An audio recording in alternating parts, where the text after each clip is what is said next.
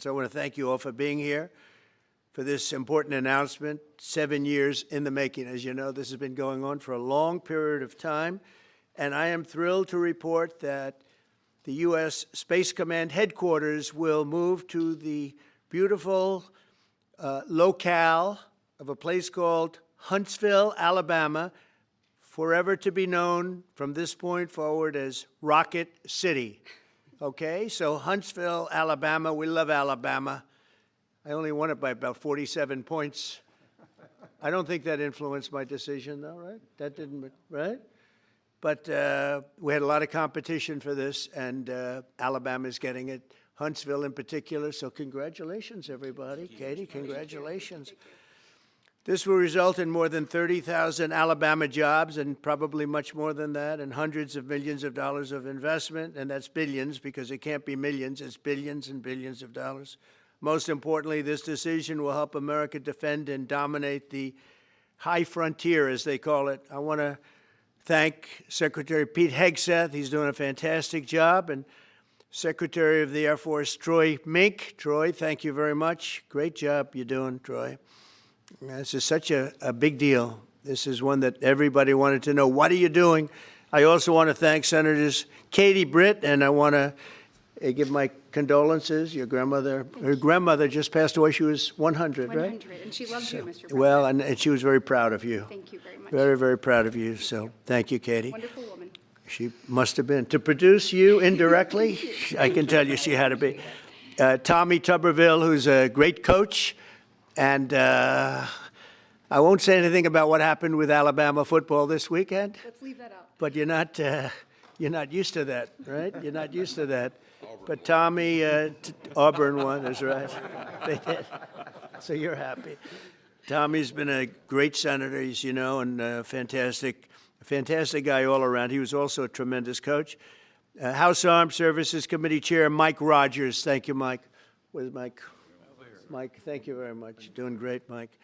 Representatives Barry Moore, all great friends, Robert Adderholt, Gary Palmer, and Dale Strong. Thank you all very much, fellas. Appreciate it. In my first term, I created a thing called Space Force, so important. You know, we were losing the race in space very badly to China and to Russia, and now we're far and away #1 in space, and reestablished Space Com with a mission to protect American space assets and detect any threat to our homeland. We initially selected Huntsville for the SpaceCom headquarters, yet those plans were wrongfully obstructed by the Biden administration. And as you know, they moved them to a different locale.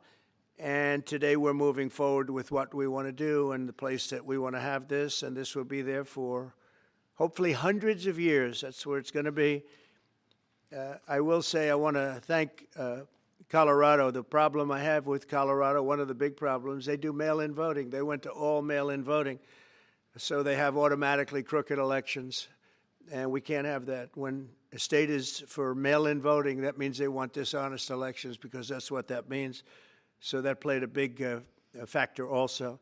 In Huntsville, SpaceCom will play a key role in building the Golden Dome, as you know. That's going to be a big thing. Everybody wants to be a participant in it. Missile Defense Shield, we're going to be having a Golden Dome that the likes of which nobody's ever seen before, the finest, the best. And by the way, Canada called. They want to be a part of it, and that'll be great. But Canada wants very much to be included in that, and we're going to work something out with them, I hope. It will also ensure that our technological capabilities, of which we're way ahead of anybody else, there's nobody close, remain unmatched long into the future. So I'd like to ask Secretary Hegseth to say a few words. He was very much a part of it. And really, everybody behind me was. Every one of these people would call me and lobby me. I said, Katie, I don't want to talk to you anymore. I know what you want. She said, that's right, sir. That's what I want. And they got their way. So I just want to congratulate. These are really special people.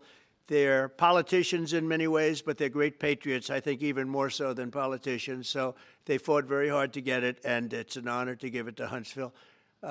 Pete, say a few words, please. Thank you, Mr. President. As usual, right place, right time, for the right reason. In your first administration, you established the Space Force at a time when we knew we had to be looking to that domain of space. You also reestablished SpaceCom to ensure that priority was put in place, and you, through the Air Force, independently identified that Huntsville, Alabama was the right place to put it. For other reasons, in the next administration under Biden, they decided to move it somewhere else. Well, during that time, the DoD Inspector General, the Government Affairs Office, they did their own assessments, and where did they say SpaceCom should go? Huntsville, Alabama. So what you're doing today, Mr. President, is restoring it to precisely where it should be based on what the Space Force, the Air Force, your leadership believes will give us strategic advantage in the future. That is Huntsville, Alabama. We are way ahead in space, but this will ensure we stay leaps and bounds ahead because that's the most important domain. Whoever controls the skies will control the future of warfare. And Mr. President, today you're ensuring that happens. Thank you. Thank you very much. Katie, would you like to say something? Mr. President, we are grateful for your leadership on this and restoring Space Command to its rightful home in Huntsville, Alabama. This delegation has worked together, both chambers, both parties, to make sure that Huntsville was the place that Space Command called home. As was mentioned, obviously the Biden administration chose to make this political. What we want to do is put the safety and security of Americans first. We want to make sure that our warfighter is put first, and we want to make sure that America continues to lead. And today, Mr. President, you've allowed that to happen. Thank you. Thank you very much. Tommy, please. Yeah, thank you. Thank you, Mr. President. This is a great day for our country, not just for our state of Alabama. We need help in our military. We need to catch up. And as Secretary has said, we're not behind in space, but we know where we're at, and we need to expound on that. Now, this move will save the taxpayers $480 million. It's not going to cost more. It's going to cut $480 million. We have the plans intact. It'll be behind a secure wall in Huntsville, Alabama, at Redstone Arsenal. We have 40,000 people there. We have the FBI there. We have missile defense there. We have NASA, Blue Origin, and SpaceX. It is the perfect place for Space Command. I would tell you today, and I've spoke with the President for the last 3 or 4 years about this, if I thought it needed to go somewhere else because I understand the security of our country, I'd be for that. But the best place for Space Command is Huntsville, Alabama, because what we have and what it means to this country is going to be so important. So thank you, Mr. President, for this, and we look forward to building a huge Space Command and having the Donald J. Trump Space Command Center in Huntsville, Alabama. Here, here. JD, would you like to say something? Sure. Well, Mr. President, thank you. I'll be very brief here. I lobbied the president hard to put it in Ohio, but he said these people behind us, these Alabamas, are just too powerful and too persuasive. And so it's in Alabama, but as Tommy said, this is exactly the right place for Space Force and Space Command. I think Americans ought to appreciate it and ought to appreciate the fact that you can't win the battle of the future unless you control the skies. The cyber security, the communications, the entire infrastructure of the battle in the 21st century will be in space. So it was a visionary move in the first administration for the president to set up Space Force, and I think an equally visionary move to make sure that Space Force is right where it should be in Huntsville, Alabama. Thank you, sir. Thank you very much. Gentlemen, anybody want to say anything? Would you like to say? Mr. President, another promise made, another promise kept. You think about it, Redstone Arsenal is critical to national security. The president said when you were the 45th president, let's do what's right for national security. And today, that's exactly what we're doing. It's not because of this or that. It's because it's right for national security. You think of the 21 categories that were evaluated to determine what was best for national security. All indicators pointed back to Huntsville, Alabama, and Redstone Arsenal. We have the right people at the right place at the right time. Mr. President, on behalf of the people of the 5th Congressional District and all of Alabama, thank you for keeping your word. Absolutely. Thank you very much. Anybody? Let me just say, Mr. President, I want to say thank you. And thank you for doing this because it was the right thing to do. When they looked at all the numbers, Huntsville was the place to go, and like you say, it was unfortunately pulled out, but you made it right. So I want to just say thank you again for a grateful nation, and to the state of Alabama, we're very grateful. Thank you, and God bless. Thank you very much. Thank you. Thank you very much. Please, go ahead. Thank you, Mr. President. Throughout history, militaries has always understood that whoever could hold the high ground held the advantage. Space is the ultimate high ground. And what we're doing with moving the Space Command to Huntsville is absolutely critical to our maintaining dominance in that sphere. And it goes hand in hand with what we're trying to do with the Golden Dome and missile defense to defend against anyone else who tries to enter that sphere. So thank you, Mr. President. Thank you very much. Please. Thank you, Mr. President. And obviously, national defense is a huge issue. And when you look at the scores, Alabama was #1. And for political reasons, it was moved out of our state. But, Mr. President, thank you for making priorities the defense and the warfighter and the safety of this nation. And in the big, beautiful bill, that Golden Dome will be built in Huntsville, Alabama, and we're grateful for that. Thank you. Listen, as chairman of the Armed Services Committee, I care very much about what's most important for our national security. And the President held a nationwide competition to determine where we should have this command.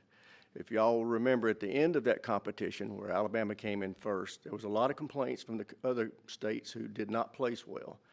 He said, we'll do it over with new criteria to accommodate your concerns. Alabama came in first in that second competition. His Secretary of the Air Force reviewed the results, said it was fair, and the President named Huntsville. It was the Biden administration that decided to make it political, even though his own Secretary of the Air Force said it was a fair competition and it should be in Huntsville. So I want you to know I appreciate this President standing up and being strong and saying he's going to make this right and put it where it rightfully belongs, and that's Huntsville, Alabama. Thank you very much. Good job. So thank you all very much. You are going to leave me alone now? You're not going to call me anymore and talk about this subject, right? You promise? They'll start something else. But I just want to congratulate you. It's a very big deal. When you come out and when you leave the room, you'll see that we just, over the last few minutes, literally shot out a boat, a drug-carrying boat, a lot of drugs in that boat. And you'll be seeing that and you'll be reading about that. It just happened moments ago, and our great general, head of the Joint Chiefs of Staff, who's been so incredible, including what took place in Iran, knocking out potential nuclear power for a long time to come. I think within a month they would have had it if we didn't do what we did. But he gave us a little bit of a briefing, and you'll see. And there's more where that came from. We have a lot of drugs pouring into our country, coming in for a long time. And we just, these came out of Venezuela and coming out very heavily from Venezuela. A lot of things are coming out of Venezuela. So we took it out, and you'll get to see that after this meeting is over. Do you have any questions, please? Yeah, please. Thank you, Mr. President. Senator Tuberville talked about the cost savings Yeah. associated with this announcement. Can you talk about the strategic benefits by having Space Force Command headquartered in Huntsville? Well, it just works because we have so much else there. And having a central, you could call it a central command, but it really is a command station. Also, even locationally, where it is, and when you think about flying distances, if you can save a half an hour as fast as some of these planes go and things go, and even the rockets go, if you can save by having the best location. So we went out, as you know, to experts, and we had 4 different groups of experts. They all said this was the best location. I also loved it from the standpoint, I know the people of Alabama, they are great people, work hard, and there's no games, and they're very proud of it. And I would say they fought harder for it than anybody else also. A lot of states, 5 states really wanted it, but they wanted it more. And I kid you not when I say that these people, they spoke to me a lot. That's all they wanted to talk about. They didn't want to talk about the weather. They only wanted to talk about moving to this location, moving to Alabama, Huntsville in particular. So we're honored to do it. They really wanted it badly, and they got it. Peter? President Trump, something completely different, but about a big viral social media trend over the weekend. How did you find out over the weekend that you were dead? You see that? No. People didn't see you for a couple days. 1.3 million user engagements as of Saturday morning about your demise. Really? You didn't see that? You know, I have heard, it's sort of crazy, but last week I did numerous news conferences, all successful. They went very well, like this is going very well. And then I didn't do any for 2 days, and they said, there must be something wrong with him. Biden wouldn't do them for months. You wouldn't see him. And nobody ever said there was ever anything wrong with him, and we know he wasn't in the greatest of shape. No, I heard that. I get reports.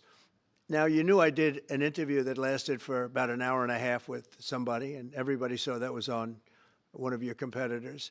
I did numerous shows and also did a number of truths, long truths, and I think pretty poignant truths. No, I was very active over the weekend. They also knew I went out to visit some people at the club that I own, pretty nearby on the Potomac River. And no, I've been very active actually over the weekend. I didn't hear that one. That's pretty serious stuff. I'm glad it's Well, it's fake news. You know, it's just it's so fake. That's why the media has so little credibility. I knew they were saying, like, is he okay? How's he feeling? What's wrong? I said, I just left. And it's also sort of a longer weekend, you know. It's Labor Day weekend, so I would say a lot of people know. I was very active this Labor Day.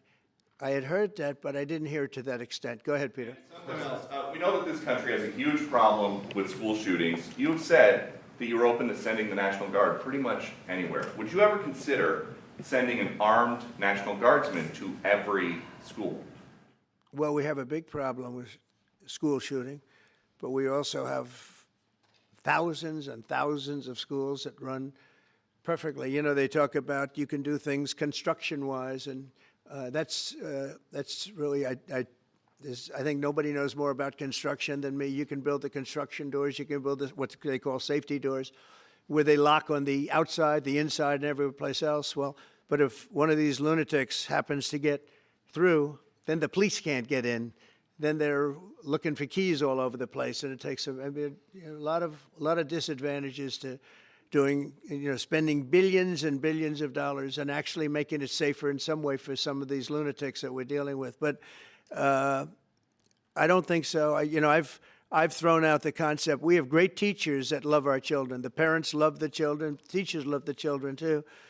And if you took a small percentage of those teachers that were in the military, that were distinguished in the military, that were in the National Guard, et cetera, and you let them carry, that's something that a lot of people like. I sort of liked it. It'd have to be studied, but they're trained. They know about weapons. You can't do it with every teacher because most teachers don't know, but I always thought that would be an alternative. But it just, we've had a lot of instances. Other countries have also. They have different kinds of problems than we have, but we do have, there's something going on, and it's a bad thing. Yes, please. Have you spoken with President Putin in the past week? Have you spoken with President Putin in the past week? Yeah, I don't want to, I have learned things that will be very interesting. I think in the next few days you'll find out. Consequences if there isn't some type of announcement of a meeting with President Putin and President Yeah. Zelensky? Yeah, they and will what be. could those consequences We're going to be? see what happens. We're going to see what they do and what happens. I'm watching it very closely. Last week, they lost 7,000, between the two countries, 7,313 soldiers, to be somewhat exact, for no reason whatsoever. And they're Russian and they're Ukrainian, but, they're soldiers. I want to see it end. Yeah. Mr. President, have you decided you're definitely going to send National Guard troops to Chicago? I didn't say when, but the answer is, look, Chicago's very interesting because I watched Pritzker get up and say we don't need help, we're safe. But 2 weeks ago, they had 6 people murdered, and they had 24 people hit by bullets. Last week, as you know, it was 7 people, 24 people hit, and 7 people died. And then over the last 2 days, that was the crown jewel. They had, I guess, 9 or 10 killed, and 50 hit with bullets. And you have this governor get up, who's a terrible governor. Probably he and Gavin Newsom would be probably the 2 worst and most naive. They're naive. Either they're naive or they're very untruthful. And he'll say, we don't want any protection. We don't need. So in the last 3 weeks, he's lost almost 20 people killed. There's no place in the world, including you can go to Afghanistan, you can go to places that you would think of. They don't even come close to this. Chicago is a hellhole right now. Baltimore is a hellhole right now. Parts of Los Angeles are terrible. If we didn't put out the fires, and I mean the other fires, the bullet fires, they didn't do a good job with, they should have had the water coming down, like I said. You know, we had to release the water. We had to go in and release the water to LA. It's so badly run. But if we didn't if I didn't send the National Guard into Los Angeles, I would be making an announcement today. I'd be talking about Huntsville, and I'd simultaneously be saying, by the way, the Olympics is not coming to Los Angeles. If we didn't do that, and even the sheriff, the top law enforcement person in Los Angeles said, we could not have handled it without them. So that's what he said. Make your mind up on Chicago, though? Well, we're going in. I didn't say when. We're going in. When you lose, look, I have an obligation. This isn't a political thing. I have an obligation. When we lose, when 20 people are killed over the last 2.5 weeks, and 75 are shot with bullets. So let me tell you a little story about a place called D.C., District of Columbia, right here where we are. It's now a safe zone. We have no crime. It's in such great shape. You can go and actually walk with your children, your wife, your husband. You can walk right down the middle of the street. You're not going to be shot, Peter. You're safe. Everyone likes you anyway. They probably wouldn't do it. But it's so dangerous. And there are people in this audience you've suffered greatly. There are people in this audience that have been mugged and hurt badly, and they don't want to talk about it. Maybe you were very brave in talking about it. You made quite an impression on a lot of people. I appreciate it. But there were other people in this room that have been hurt very badly just walking down the street in D.C. Washington, D.C. is a safe zone right now. It's a safe city. The restaurants are open. They're booming. You can't get a restaurant. New restaurants are announcing that they're going to be open. This took place in 12 days. Now it's 15 days, but 3 days ago it became what's known as a safe zone. It's a safe city. And this city was really bad, really, really bad. We took 1,600 people out, hardcore criminals that will not be coming back anytime soon. And we're very proud of it. You know, to have our nation's capital lose every week. You know, it was like years, many years, where every single week somebody was killed for many, many, many consecutive weeks. This went on for years. And then we had, last week it was announced that nobody was killed last week. And I made that announcement in front of a very distinguished leader of a country. And I'm saying proudly, ladies and gentlemen, nobody was killed in Washington, D.C. this week. He looked at me like, what's that all about? I say, yeah, we have a little bit of a crime problem.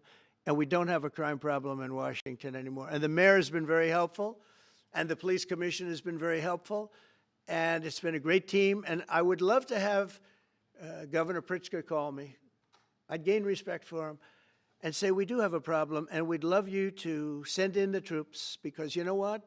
The people, they have to be protected. I saw today on one of your networks, not a friendly network, except really the opposite, I would say, very unfriendly network. And they interviewed about 12 people on this morning. Most of them were African American, they were black. And they were saying, please, please, please let the president send in. These were people from Chicago. Please, we need help. We need help. We can't walk outside. We're petrified. If the governor of Illinois would call me up, I would love to do it.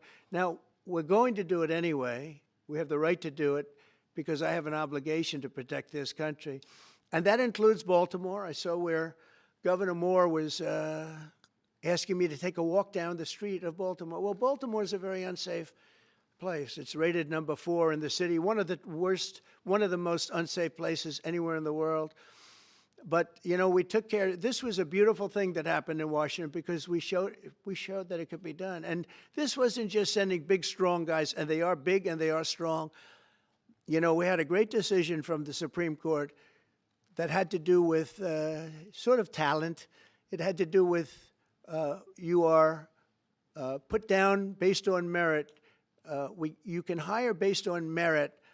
So merit for a soldier or for a policeman is strong, physically fit, having a certain ability, not a person that is woke and got the job through woke, but wasn't strong enough to lift a gun out of the holster, et cetera, et cetera. No, I looked at the police. As you know, last week I went over, we had a meeting with, there had to be 300 people, and they were all very impressive looking. And when the bad guys see them, they're not going to do a thing. And so I'm very proud of Washington. It serves as a template, and we're going to do it elsewhere. But Chicago is certainly going to be high. I would love to have him call. I would love the governor of Illinois. I'd be honored to take his call. All he has to do is say, sir, we need help. It's out of control. And everyone knows it is. He's not kidding anyone. I would love to have, I would say, Governor Moore call, because I watched him over the weekend trying to explain that Baltimore, what they need is housing. No, they don't need housing. They need to get rid of the criminals. These are hardcore criminals. You know, we took many people off the streets of Washington, D.C. They're hardcore. They're not going to be good. In 10 years, in 20 years, in 2 years, they're going to be criminals. They were born to be criminals, frankly. They were born to be criminals, and they're tough and mean, and they'll cut your throat, and they won't even think about it the next day. They won't even remember that they did it. And we're not going to have those people. Washington, D.C. is now a safe zone. It's a safe place, and you can walk, Katie, you can walk right down the street with, by the way, one of the biggest human beings I've ever seen, which is her husband. He was a football player for like 11 years in the NFL. He's a big person.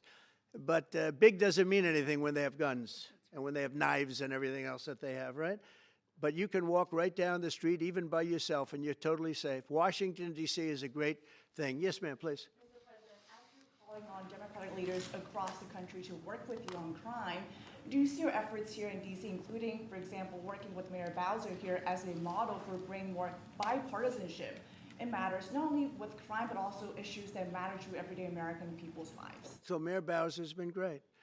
She could have taken the thing, oh, well, and then after I clean it up, they'll take credit for it. You know what they do is they take credit. Like, we cleaned up Los Angeles. We did a great job there. And it was overwhelming what was going on.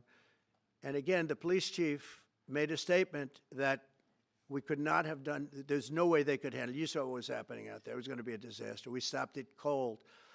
If we didn't do that, would have been a very sad day. And you know, remember, we have the Olympics, we have the World Cup, we have all these things coming, and we have 250, all of these things coming. But I watched Newsom get up and say he's doing a great, he's not, we're the ones that did it, and that's okay, whatever it takes, but the main thing is but he got up and said, we did it. Well, he didn't want us there, and he's going to need us again because it's starting to form again. I see it. It's starting to form again. You know, we have to maintain. It's like maintenance on an airplane. You can buy it, but you have to maintain it. And if you don't maintain it, a good plane becomes very unsafe very quickly. So it's an honor to do it. A lot of presidents wouldn't do what I'm doing. I don't need this heat, but when I watched television last night and I'm watching the news and I see that 9 people were killed in Chicago and 54 were badly wounded with bullets, I say, that's not this country. We have to do something. And I do say this, I say this very much. I'm not speaking to anybody but them right now.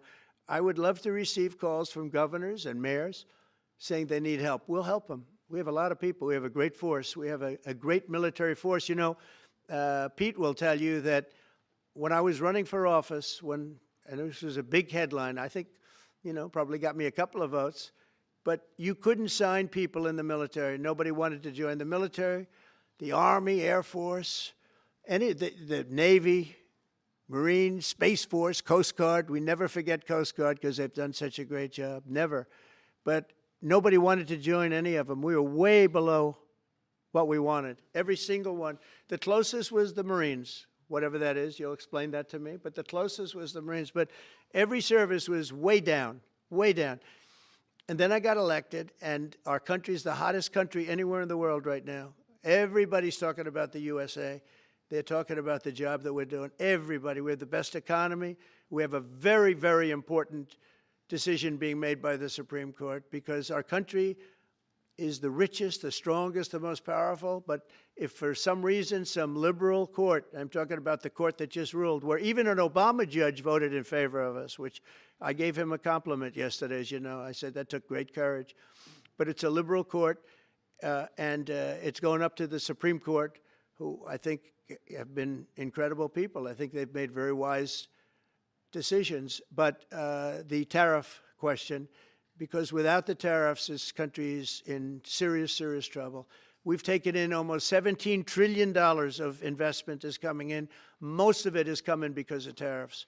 And if for some reason somebody wanted to be politically correct, I actually think it's unpolitically correct. I think politically correct is to approve it, because there's nothing so popular as what's happened to our country. Our country is doing so well.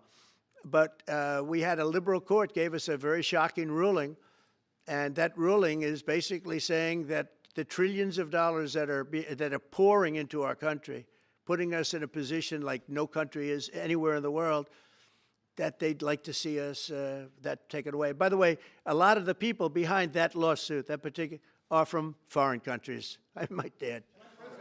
There's a video that is circulating online now of the White House where a window is open to the residents upstairs and somebody is throwing a big bag out the window. Have you seen this? No, that's probably AI generated. So Actually, you can't open the windows. You know why? They're all heavily armored and bulletproof. So that's a fake video.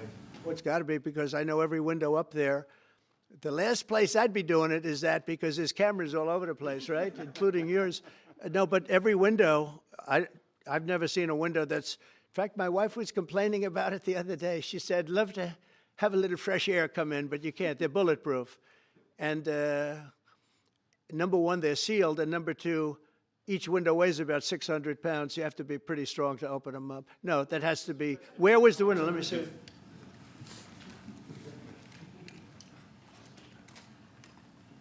Maybe from the renovations?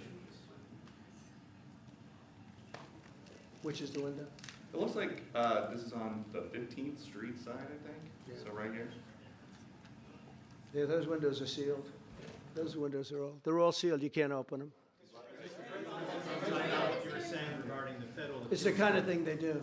And one of the problems we have with AI, it's both good and bad. If something happens really bad, just blame AI. But also they create things, you know, it works both ways. If something happens that's really bad, maybe I'll have to just blame AI. But there's truth to it, because I see so many phony things. I saw something as I was growing up, from the time I was a baby till now. I said, who did that? It was AI generated. So it's a little bit scary, to be honest with you. But those windows are all very heavily sealed. Thank you, Mr. President. I want to follow up with what you were saying regarding that federal appellate court that ruled against you and your administration as it relates to your ability. Well, they ruled against our country, the court, and they ruled against us before. It's a very liberal court. You called it highly partisan in your Well, social it certainly media posts. is. It certainly and in is. fact, it was along ideological lines, 7-4. Well, except that we actually got one of the Obama judges that was appointed by President Obama voted in favor of the tariffs, because he felt it was imperative for our country to thrive and survive even.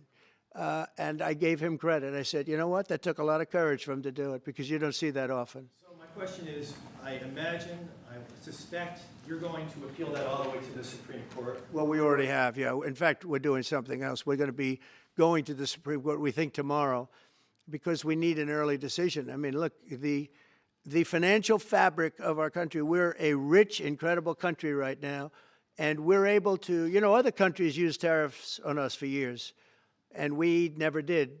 I did a lot during my first term, but then we had COVID, and we had to focus on other things. You couldn't be tariffing Italy, Spain, France, as they were dying by the thousands and millions. But we did with China, and China paid us billions and billions of dollars. And I started the process, but then I had to end it a little bit because of COVID. We focused on that. But no, it's a very important decision. And frankly, if they make the wrong decision, it would be a devastation for our country. We've taken in trillions of dollars. And by the way, all these countries signed agreements, as an example. They're all happy. Everybody's happy. But some whack job put in a lawsuit, it went before a very liberal court, and the liberal court ruled, it was 11, they ruled 7-4, with one of the most liberal of them all voting in our favor because they're patriots. I think I give tremendous credit to that judge, and now it's going to the Supreme Court. Now we're going to be asking for early admittance. We're going tomorrow, and we're going to ask for an expedited ruling because, you know, when you look at the stock market's down today, the stock market's down because of that, because the stock market needs the tariffs. They want the tariffs. If you look at AI, all of those, you know, all of that money that's going to be invested, trillions and trillions of dollars, the biggest thing, bigger than the internet, I suspect. It's the internet plus 3 or 4 other things combined. We are leading very substantially with AI. We're leading because of tariffs. We're leading because of talent, and this is where they'd like to be. But without the tariffs, we wouldn't have a chance because we wouldn't be able to protect those investments of the companies coming in. So if you took away tariffs, we could end up being a third world country. That's how big the ruling. So we're asking for an expedited ruling. As a backstop to that, President, you have a Republican-controlled Congress. You control the House. You control the Senate. Yeah, but we don't have 60 votes. We don't have 60 votes. You don't I'd love to think you do can get that. enough Oh, votes?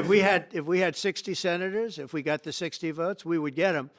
But we need 60 votes, and we need, you know, a certain number in the House.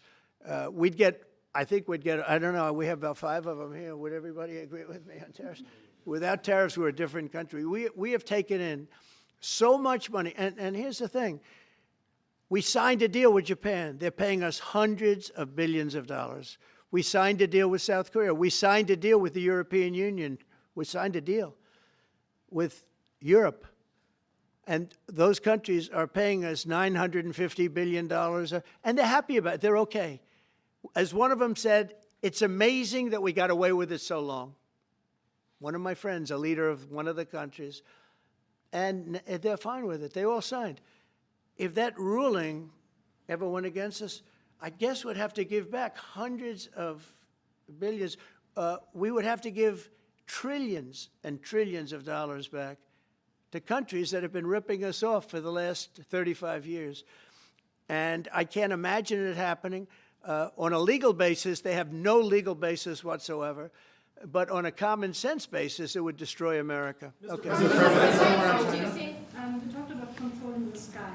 On Sunday, the satellite signal of Ursula von der Leyen's plane was alleged. With Ursula? Well, she had an interesting event. She's a tremendous woman. And so what are you asking me about her? NATO is concerned about it, and too about this. NATO is concerned about it. Well, nobody knows where it came from, but they did take away her ability to use a phone. You know? Sometimes that's a good thing. Sometimes that could happen to me. I'd be very happy. Mr. President, considering reducing the tariffs on India from 50%? What does that mean? Are you considering taking away some of the tariffs that you've imposed on India? You had posted. No, we get along with India very well. But India has, you have to understand, for many years it was a one-sided relationship. Only now since I came along, and because of the power that we have with tariffs, India was charging us tremendous tariffs, about the highest in the world. They were about the highest in the world, number one. And we, therefore, weren't doing much business with India, but they were doing business with us because we weren't charging them. Foolishly, we weren't charging them. So they would send in massive, you know, everything they made, they'd send it in, pour it into our country. Therefore, it wouldn't be made here, you know, which is a negative. But we would not send in anything because they were charging us 100% tariffs. And, you know, I'll give you an example, Harley Davidson. Harley Davidson couldn't sell into India. There was a 200% tariff on a motorcycle. So what happens? Harley Davidson went to India and built a motorcycle plant. And now they don't have to pay tariffs. Same thing as us. So what we're doing is literally thousands of companies are coming into the U.S., car companies, AI, but, you know, more traditionally, car companies. We have so many car company factories under construction or being designed right now. And they're coming from China, they're coming from Mexico, I must tell you, and they're coming from Canada, a lot of them coming from Canada. But they're coming into our country because they want to build here. And they want to build here for 2 reasons. Number one, they'd like to be here. And number 2, the tariffs are protecting them. And number 3, they want to avoid paying tariffs. When they build their cars here, they don't have any tariffs to pay.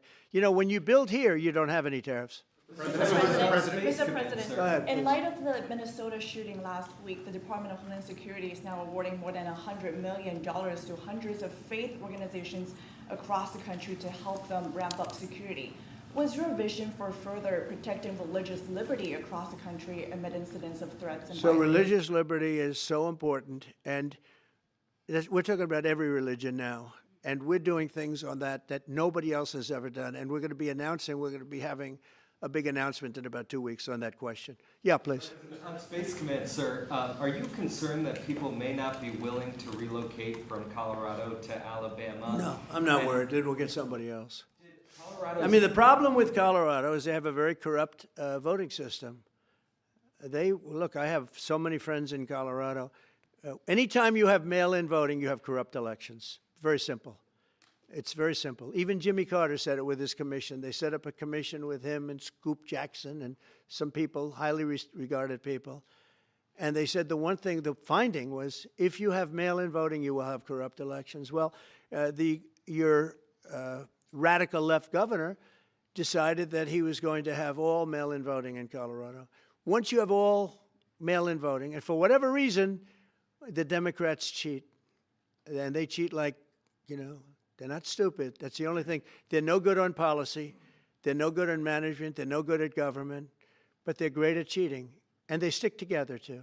I give them credit for sticking together. Mr. President, Please. Obviously, this is a big win for national security, moving this to Alabama. We've all can agree with that. Big. Is there any idea of the economic impact this has on the state and on that local area? Katie, do you want to answer that? Look, I mean, go ahead. Please go. This is going to be tremendous. I mean, the state of Alabama, what we've seen through this process is the worst of Washington. We've seen politics get in the way of what is best for the warfighter, what's best for national security. And the state of Alabama is about to show the country the best among us. So we know the economic impact is going to be tremendous. There at Redstone Arsenal, we're proud to house everything from the FBI to headquarters there for material command to a number of things. We obviously have NASA with Marshall Space Flight Center, and so this naturally fits within. When you look at the decision matrix that they placed in front of us, that's why we ranked so high, is because we have the resources necessary and the ability to build out quickly to meet the needs in front of us. As far as economic impact, it would be tremendous. Does anybody have an exact number? 1,600 jobs. 3,000 spinoff. With 3,000 spinoff. Look at this. This is teamwork right here. So we are really proud, and the people of Alabama are ready to get to work. And I've got a housing question, if you could, just for a second, Mr. Yeah, President. please. Owning a home and going about the American dream seems like it's out of touch for a lot of Americans. Just recently, you pushed out a statement about addressing an emergency housing situation. That's right. We're thinking about doing that. Yeah, can you just... Well, we need a little help from the Fed. We have a man named Jerome Too Late Powell. You probably heard of him. He's too late. He's way too late. And the economy is so strong that it's pushing through that. Normally, it would have been much tougher, but we're doing so well that we're pushing through it. But it makes it very hard for people to get mortgages because too late is too late. Very simple. He's too late. And probably political, whatever. He wasn't too late before the election. Before the election, he was cutting rates, right? Because he was hoping that, I guess, Biden would get in or that Kamala would. He was a big Biden guy. Explain that one. And then he was a Kamala person. But he was hoping, I guess, she'd win, I guess. I don't know. It didn't work out too well. But, yeah, we need a very serious cut. You know, I think that if you look back many decades ago, the United States was always the lowest, even if they were doing badly. The United States was, because without the United States, everything in the world would die. It's true. It's so powerful. It's so big. And I made it really big in the first 4 years. Then it started to degenerate with what this Biden administration did. But we built it up to a level that I never thought we could be at this quickly. We're the hottest, we're the best financially. The money coming in is so big because of tariffs and other things, but because of tariffs. Tariff gets us even those other things. Plus, it gets us great negotiating. I settled 7 wars, and numerous of those wars were because of trade. and numerous of the trade deals that I made were because of tariffs. It gives you a great negotiating ability. If that ability were taken away from us by a liberal court acting on essentially foreign nations asking to get help from the United States government, when they've been doing this to us for 40 years, that's why we have $38 trillion in debt. We won't have it for long if they let us, if they allow us to do what everybody knows we should be able to do. Yeah, please. Mr. President, another Biden-era action that you're now reversing is that you signed a deal last week to make federal buildings adopt and embrace classical architecture styles again. Can you talk to us about why you do that, and also what's your vision? Well, we want to see beautiful buildings.